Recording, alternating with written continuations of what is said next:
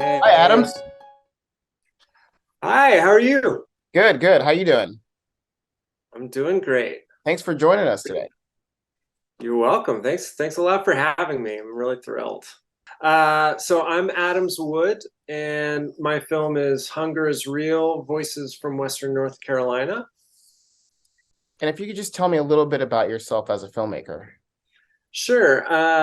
Yeah, I've been working in documentary film, independent productions, and also working with different organizations for about 20 years. I made a feature with some other collaborators on gentrification and eviction in the San Francisco Bay Area during the dot-com boom and bust. And I made a feature called On Coal River about mountaintop removal coal mining and resistance to it in West Virginia. So I've been working on social and environmental issue based documentaries for about 20 years.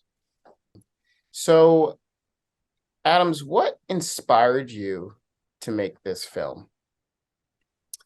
Yeah, I had some connections with MANNA FoodBank, which is local to our area. A lot of people know about, have experience with food banks. This is an organization that serves 16 counties in the western part of the state. So it's when I first sort of was introduced to them, I was just amazed at all of the logistics and everything that goes into what they do to feed people across the state, and just what a kind of diversity of efforts they're putting forth there. So I had the opportunity to um, do something a little bit more free form with them and really, try to create a portrait of the work that they do and the people that they serve. And so I just jumped right in. What was your biggest challenge while filming? Yeah, I think the biggest challenge was simply working my filming prerogatives, priorities into the very like busy, complicated lives and work schedules of the folks I was trying to document. And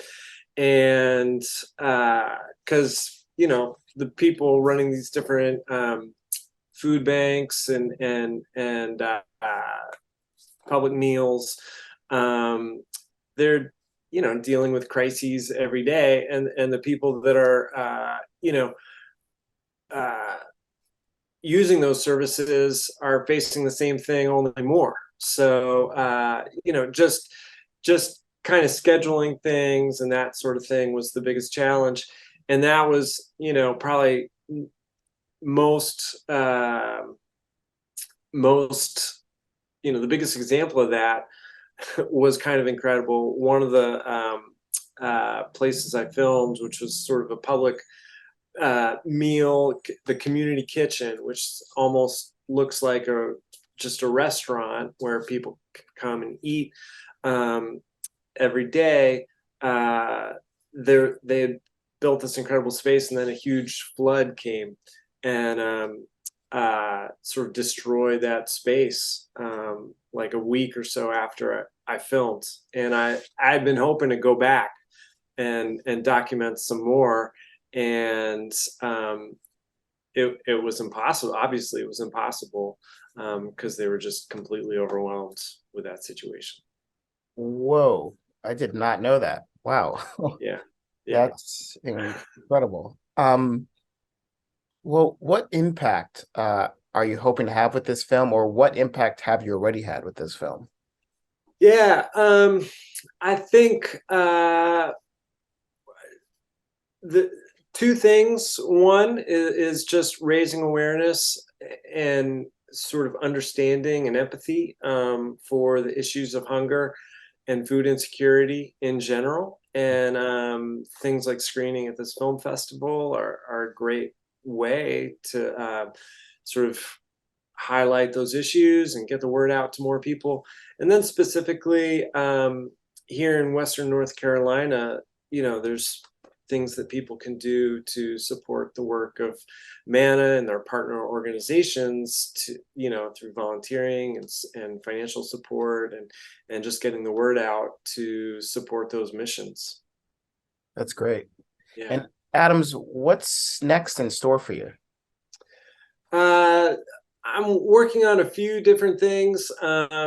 I actually have been sort of consulting and working as a DP on a project that I'm excited about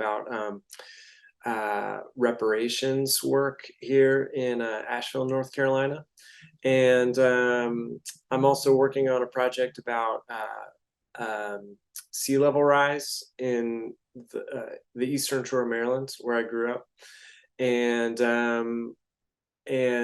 I have filmed and done some work around the connections between climate change and food insecurity here in Western North Carolina, and that flood kind of inspired me to start looking at that. I see. And if I could just throw one more question at you, I'm just curious. Was trust ever an issue? Like, was it difficult to gain the trust of the people that you were talking to? I know some people may feel shame or embarrassment around food insecurity. Yeah, I think it is an issue, and of course, like people have different kind of concerns about being public, and you never know where, you know, as a person who's being interviewed, you don't know where that footage is necessarily going to end up or how it could affect you later. But then there was other people who were just really happy to be open and talk about the issues in their lives, and I think I was really grateful for that, because I think that the more that we all sort of break through those layers of shame and talk about the real struggles that we're facing, the easier it is to do something about it. Yeah, it was really great to see. One of the things that really like struck me was the people that were actually working to distribute this food. They were so clear and had such clear intention behind why they were doing what they were doing, or what they were doing, how they were doing it, and they spoke with such clarity and passion. Uh, it was really amazing to see. It really forced me to kind of reflect on my own life and kind of think about what am I doing to give back.